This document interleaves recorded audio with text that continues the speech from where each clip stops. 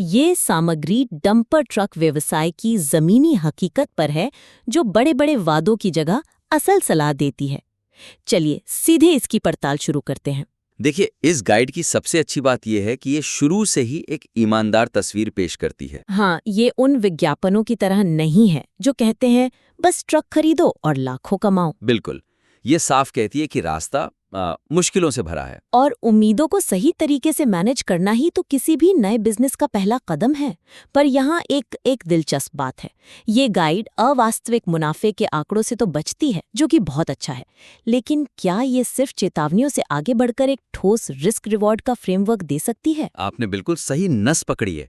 देखिए, किसी नए उद्यमी को ये कहना कि टेबल कैलकुलेशन मत करो या नंबरों पर ध्यान मत दो, ये थोड़ा कंफ्यूजिंग हो सकता है। हाँ, क्योंकि असल में तो पूरा बिजनेस ही नंबरों का खेल है। वही तो, ये गाइड 1 लाख या 2.5 लाख कमाने की बात करती है, लेकिन ये नहीं बताती कि ये आंकड़ा बनता कैसे है और उसमें से असल में जेब में क्या बचता है। बिल्कुल, क्योंकि उस 1 लाख की आमदनी के पीछे तो कई छिपे हुए खर्चे होते हैं। गाड़ी की ईएमआई, ड्राइवर का वेतन, रोज का डीजल, टायर घिसने का खर्चा, बीमा। लिस्ट बहुत लंबी है। और जब तक एक नया मालिक इन सब खर्चों को अपने दिमाग में नहीं जोड़ता, उसे वो कैश फ्लो का असली प्रेशर महसूस ही नहीं होता। एकदम सही। तो इसका सोल्यूशन ये नहीं है कि हम उसे एक फिक्स प्रॉफिट का नंबर दें, क्योंकि वो तो हर शहर में हर काम के लिए अलग होगा। तो फिर सोल्यूशन क्या है? सोल्यूशन ये है कि हम उसे सोचना सिखाएं, उसे एक तरह का मेंटल कैलकुलेटर दें, एक ऐसा ढांचा जिससे वो अपने लोकल रेट और खर्चों के हिसाब से खुद गणित लगा सके। अच्छा, मतलब हम उसे मछली पकड़ना सिखा रहे हैं, ना कि उसे पकी हुई मछली दे रहे हैं। बिल्कुल। तो ये असल में कैसा दिखेगा? क्या हम एक मॉडल दिन या मॉडल महीने का उदाहरण बना सकते हैं? हाँ, मॉडल दिन का आइडिया सबसे अच्छा काम करेगा। जैसे हम कह सकते हैं, चलिए एक औसत दिन का गणित समझते हैं। ठीक है। मान लीजिए आपको एक ट्रिप के 2,000 रुपये मिलते हैं और दिन में आपकी गाड़ी 5 ट्रिप करती है, तो आपकी कुल आमदनी हुई 10,000 रुपये। और यहीं पर ज्यादातर नए लोग खुश हो जाते हैं। हाँ, लेकिन रुकिए, ये आपकी कमाई नहीं है, ये सिर्फ टोटल रेवेन्यू है, प्रॉफिट नहीं। बिल्कुल। अब इस 10,000 में से सबसे पहले डीजल का खर्चा निकालिए। आज के रेट पर यह लगभग 35 से 40% हो सकता है। यानी करीब 3-4 हजार रुपए तो गए। हाँ, फिर ड्राइवर की दिहाड़ी, मान लीजिए 700 रुपये। अब आपके पास बचे लगभग 5,300। लेकिन खेल यहाँ खत्म नहीं होता। यहीं पर ज्यादातर लोग गलती करते हैं। वो उस पैसे को अपना मान लेते हैं। एकदम। अब आपको इसी कमाई में से कल के अप्रत्याशित खर्चों के लिए पैसा अलग रखना है। एक समझदार मालिक हर दिन कम से कम 1,000-1,500 रुपये टायर, इंजन ऑयल और छोटी-मोटी मरम्मत के लिए अलग रखता है। तो अब हाथ में असल में बचे लगभग 3,800 रुपए। और इसमें तो अभी महीने की ईएमआई और बीमा का हिस्सा जोड़ा भी नहीं है। देखा? इस तरह का हिसाब सुनने वाले की आंखें खोल देता है। ये उसे एक अस्पष्ट सपने से निकालकर एक ठोस बिजनेस की हकीकत में ले आता है। ये उसे सिखाता है कि हर दिन की कमाई का एक बड़ा हिस्सा गाड़ी का ही होता है, मालिक का नहीं। और इसे और आसान बनाने के लिए हम खर्चों की 3 सबसे बड़ी बाल्टियों का कॉन्सेप्ट भी समझा सकते हैं।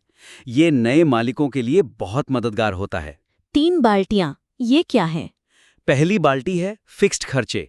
इसमें गाड़ी की ईएमआई और बीमा आता है। ये वो पैसा है जो आपको हर महीने देना ही है, चाहे आपकी गाड़ी एक दिन भी ना चले। ये वो बाल्टी है जो सबसे ज्यादा टेंशन देती है, खासकर जब काम धीमा हो। बिल्कुल। दूसरी बाल्टी है रनिंग खर्चे। इसमें डीजल और ड्राइवर का वेतन आता है। ये खर्चा सीधे आपके काम से जुड़ा है। जितनी ज्यादा गाड़ी चलेगी, उतनी तेजी से ये बाल्टी भरेगी और खाली होगी। एकदम। और तीसरी बाल्टी, जिसे लोग अक्सर नजरअंदाज कर देते हैं, वो है अनपेक्षित खर्चों की बाल्टी। जैसे टायर फटना, इंजन में कोई बड़ी खराबी। हाँ, या कोई एक्सीडेंट। ये वो बाल्टी है जो किसी भी महीने आपका पूरा बजट बिगाड़ सकती है। मैंने कई छोटे व्यापारियों को सिर्फ इसी एक वजह से बिजनेस से बाहर होते देखा है। क्योंकि वो इस तीसरी बाल्टी के लिए कभी तैयारी ही नहीं करते। और इसीलिए ये फ्रेमवर्क इतना जरूरी है। ये नए मालिक को साफ दिखाता है कि उसे किन 3 जगहों पर अपना फाइनेंशियल ध्यान लगाना है।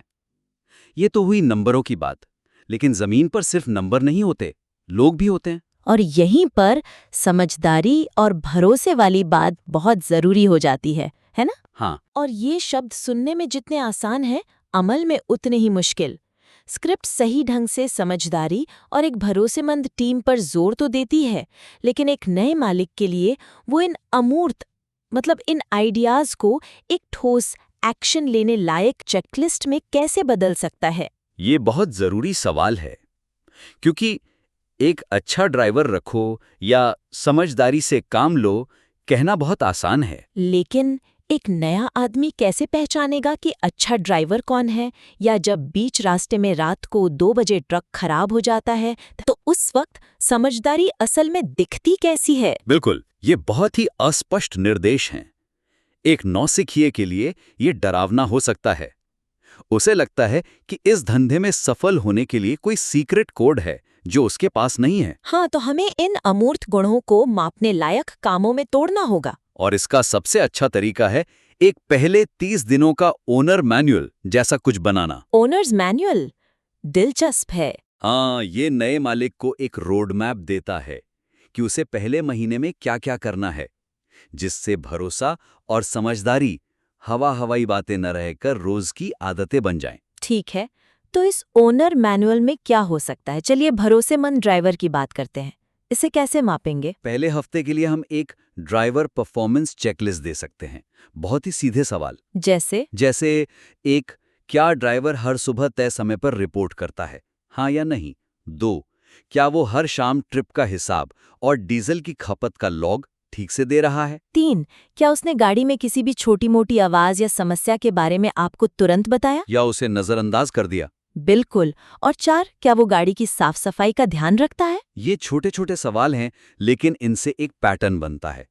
मालिक को पता चलता है कि ड्राइवर अपनी जिम्मेदारी निभाने में कितना ईमानदार है। हाँ, और ये सिर्फ नजर रखने के लिए नहीं है, बल्कि शुरू से ही सही उम्मीदें तय करने के लिए भी है। अब बात करते हैं सेटिंग या समझदारी की। ये तो और भी ज्यादा अस्पष्ट शब्द हैं। इसे ठोस बनाने के लिए मैनुअल में एक वीकली साइट ऑडिट का नियम होना चाहिए। मालिक को बताया जाए कि उसे हफ्ते में कम से कम एक बार बिना बताए अपनी साइट पर जाना ही है। सिर्फ गाड़ी देखने नहीं, बल्कि पूरे माहौल को समझने के लिए। बिल्कुल। वहां जाके सुपरवाइजर से मिलें, लोडिंग अनलोडिंग के टाइम के बारे में बात करें, वहां काम कर रहे दूसरे ट्रक मालिकों और ड्राइवरों से चाय पर बात करें। उनसे पूछें कि पेमेंट टाइम पर मिल रहा है या नहीं। हाँ, या कोई और समस्या तो नहीं है। ये सेटिंग बनाने का एक एक्टिव तरीका है। आप सिर्फ किसी एक आदमी पर निर्भर नहीं रहते, बल्कि अपना खुद का इंफॉर्मेशन नेटवर्क बनाते हैं। इससे आपकी इज्जत भी बनती है। जब सब देखते हैं कि मालिक खुद जमीन पर उतरकर काम देख रहा है, तो वो आपको ज्यादा गंभीरता से लेते हैं। और धोखाधड़ी से बचने के लिए हम एक कॉन्ट्रैक्टर इवैल्यूएशन चेकलिस्ट भी दे सकते हैं। अच्छा, किसी भी कॉन्ट्रैक्टर से हाथ मिलाने से पहले? हाँ, मालिक को इन सवालों के जवाब ढूंढने चाहिए। क्या कॉन्ट्रैक्टर का कोई रजिस्टर्ड ऑफिस है या वो सिर्फ फोन पर ही मिलता है? क्या वो पेमेंट की शर्तों पर एक लिखित एग्रीमेंट करने को तैयार है? और सबसे जरूरी, क्या आप उसकी साइट पर पहले से काम कर रहे 2-3 दूसरे मालिकों से बात कर सकते हैं? बिल्कुल। ये स्क्रिप्ट की ठोक बजा के डील करने की सलाह को एक सिस्टमैटिक प्रोसेस में बदल देता है। तो अब हमारे पास एक फाइनेंशियल फ्रेमवर्क है और उसे जमीन पर उतारने के लिए एक ऑपरेशनल चेकलिस्ट भी। हाँ, ये दोनों बहुत शक्तिशाली उपकरण हैं। लेकिन ये उपकरण हैं किसके लिए? और यहीं पर हमारा तीसरा और शायद सबसे जरूरी बिंदु आता है। आप ऑडियंस की बात कर रहे हैं? हाँ, ये सामग्री अच्छी सलाह तो देती है, पर इसके संदेश को एक खास दर्शक प्रोफाइल को सीधे संबोधित करके और भी ज्यादा असरदार बनाया जा सकता है। आपका मतलब है कि अभी ऐसा लग रहा है जैसे ये हर उस व्यक्ति से बात करने की कोशिश कर रही है जो इस बिजनेस में इंटरेस्टेड है। बिल्कुल। चाहे वो एक अनुभवी ट्रांसपोर्टर हो, एक ड्राइवर हो जो मालिक बनना चाहता हो, या फिर कोई ऐसा इन्वेस्टर हो जिसे ट्रांसपोर्ट का कोई अनुभव नहीं है। और इन तीनों लोगों की जरूरतें, उनके डर, उनकी ताकतें सब बहुत अलग-अलग हैं। एकदम। एक ड्राइवर जो मालिक बनना चाहता है, वो गाड़ी की तकनीक समझता है, लेकिन शायद उसे हिसाब किताब में मदद चाहिए। वहीं एक इन्वेस्टर के पास पैसा है, पर उसे जमीनी हकीकत सीखनी है। और जब आप सबसे एक साथ बात करने की कोशिश करते हैं, तो आपका संदेश किसी के लिए भी पूरी तरह से काम का नहीं रह पाता। सही कहा। तो इसका समाधान ये है कि हम अपनी कहानी के लिए एक हीरो चुनें। हम तय करें कि ये गाइड मुख्य रूप से किसके लिए है। इससे सुनने वाले को लगेगा कि ये कहानी खास उसी के लिए कही जा रही है। हाँ, जैसे मान लीजिए हम हीरो चुनते हैं, एक ड्राइवर जो मालिक बनने का सपना देख रहा है। तो ये स्क्रिप्ट को कैसे बदल देगा? पूरी तरह से। शुरुआत ही कुछ इस तरह हो सकती है। ये वीडियो उन लोगों के लिए है जो आज स्टीयरिंग व्हील के पीछे हैं और कल उस पर अपना नाम देखना चाहते हैं। वाह! आप गाड़ी चलाना जानते हैं, मशीन को समझते हैं, लेकिन मालिक बनने का खेल बिल्कुल अलग है। हम उन 5 बड़ी गलतियों की बात करेंगे जो एक ड्राइवर से मालिक बनते समय लोग अक्सर करते हैं। इस एक लाइन ने ही पूरा कॉन्टेक्स्ट बदल दिया। अब हर सलाह उस व्यक्ति के नजरिए से देखी जाएगी। बिल्कुल। और जब हम कॉन्ट्रैक्टर खोजने की बात करेंगे तो हम ये मानकर चलेंगे कि इस व्यक्ति के पास जमीनी संपर्क तो है, लेकिन शायद बड़े कॉन्ट्रैक्टरों से मोलभाव करने का अनुभव नहीं है। सलाह ज्यादा गहरी और टारगेटेड हो जाती है। ये तो एक तरीका हुआ। क्या कोई और रास्ता भी है, अगर हम ऑडियंस को थोड़ा और बड़ा रखना चाहें? हाँ, एक और तरीका है, 2 अलग-अलग रास्ते दिखाना। 2 रास्ते? हाँ, स्क्रिप्ट की शुरुआत में ही साफ कर दें। इस बिजनेस में आने के 2 मुख्य रास्ते हैं।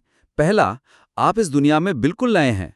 दूसरा, आप पहले से ही ट्रांसपोर्ट लाइन में हैं। इससे सुनने वाला तुरंत अपनी स्थिति के हिसाब से सही रास्ता चुन सकता है। एकदम।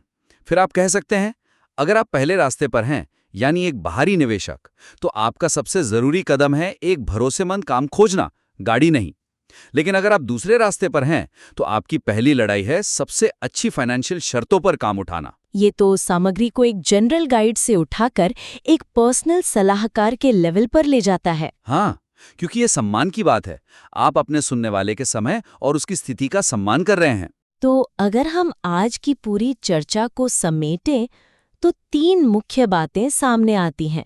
पहली, कमाई की अस्पष्ट बातों को एक ठोस मॉडल दिन या खर्चों की 3 बाल्टियों जैसे फाइनेंशियल फ्रेमवर्क में बदलना, ताकि सुनने वाला खुद हिसाब लगाना सीख सके। दूसरा, समझदारी और भरोसा जैसे अमूर्त शब्दों को एक प्रैक्टिकल पहले 30 दिनों की चेकलिस्ट में बदलना, ताकि नए मालिक के पास हर दिन उठाने के लिए ठोस और मापने लायक कदम हो। और तीसरा, एक जनरल ऑडियंस से बात करने के बजाय एक खास हीरो चुनकर या 2 साफ रास्ते दिखाकर संदेश को और भी ज्यादा असरदार और पर्सनल बनाना। बिल्कुल सही।